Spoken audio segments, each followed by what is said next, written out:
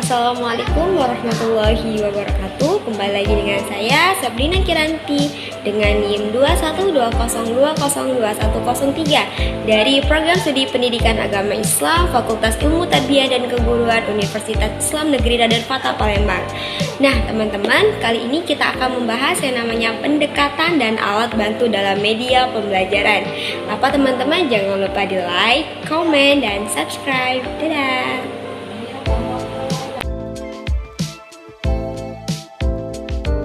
Untuk yang pertama ini yaitu macam-macam pendekatan. Jadi pendekatan dalam pembelajaran itu ada 3. Yang pertama itu pendekatan behavioristik, yang kedua itu pendekatan konstruktivis, dan yang ketiga itu pendekatan kognitif. Nah yang pertama itu kita akan membahas yang namanya pendekatan behavioristik.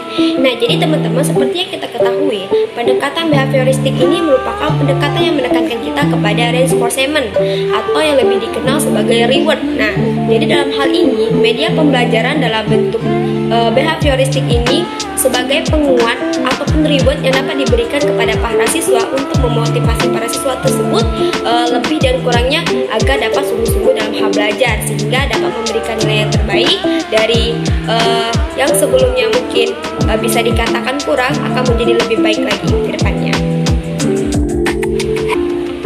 Jadi setelah pendekatan behavioristik, yang kedua ini kita akan menjelaskan dari pendekatan konstruktivis, di mana pendekatan konstruktivis ini akan saya jelaskan lebih menekankan pada pembelajaran yang berpusat kepada siswa, di mana siswa ini akan menjadi lebih aktif baik berupa pengetahuan maupun pengembangannya melalui diri mereka sendiri, terutama dalam bidang pengalaman.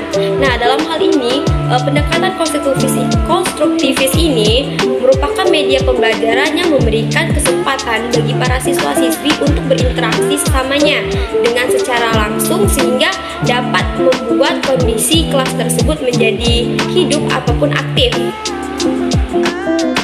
Nah, jadi tadi ada pendekatan behavioristik, ada pendekatan konstruktivis. Nah, yang ketiga ini kita akan membahas tentang pendekatan kognitif, di mana yang kita ketahui pendekatan kognitif ini lebih menekankan pada penggunaan media pembelajaran yang dapat membangun siswa itu lebih dari pemahaman yang lebih baik. Contohnya seperti media layar, gambar, video, audio. Nah, dalam hal ini media pembelajaran pendekatan kognitif ini harus dapat menyajikan informasi yang benar-benar sistematis dan logis, sehingga siswa itu dapat memahami secara mudah.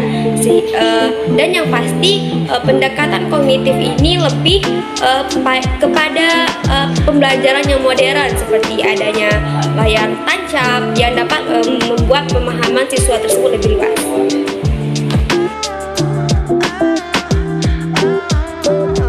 Jadi setelah kita bahas tiga macam-macam pendekatan ini, nah sekarang kita akan ke pokok pembahasan, yaitu macam-macam alat bantu dalam proses pembelajaran. Nah di sini saya mengambil 3. Yang pertama itu adanya multimedia, teman-teman.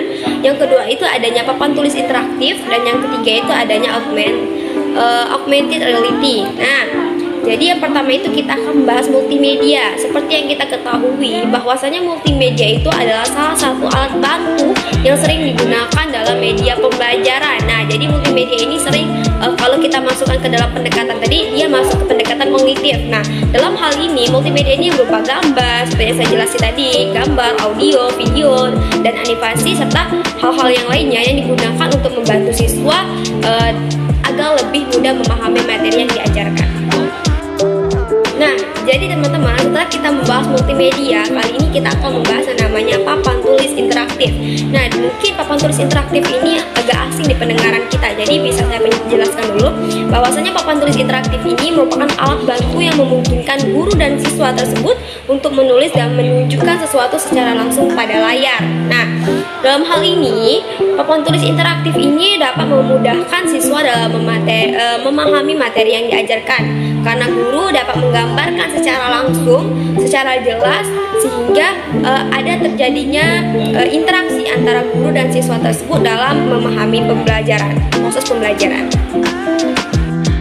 setelah banyaknya pembahasan kita tadi, kita ada memasuki materi yang terakhir, yaitu alat bantu yang ketiga yang namanya augmented reality. Nah, yang seperti yang kita ketahui, mungkin ini merupakan kata-kata asing seputar teknologi. Jadi augmented reality ini adalah teknologi yang memungkinkan pengguna itu untuk menggunakan objek atau gambar 2D, 2 dimensi ataupun 3 dimensi yang ditampilkan pada layar dengan cara lebih hidup. Nah, dalam hal ini augmented reality ini dapat membantu siswa memahami materi ajar dengan cara yang lebih menarik dan interaktif. Nah, mungkin augmented reality ini merupakan alat bantu yang mungkin jarang digunakan di sekolah-sekolah. Nah, dikarenakan ini memang membutuhkan suatu yang layar yang besar, sehingga ini memang dari guru yang kreatif. Mungkin sampai di sini dulu penjelasan kita. Lebih dan kurang saya mohon maaf. Pada Allah saya mohon ampun. Wassalamualaikum warahmatullahi wabarakatuh. Dadah.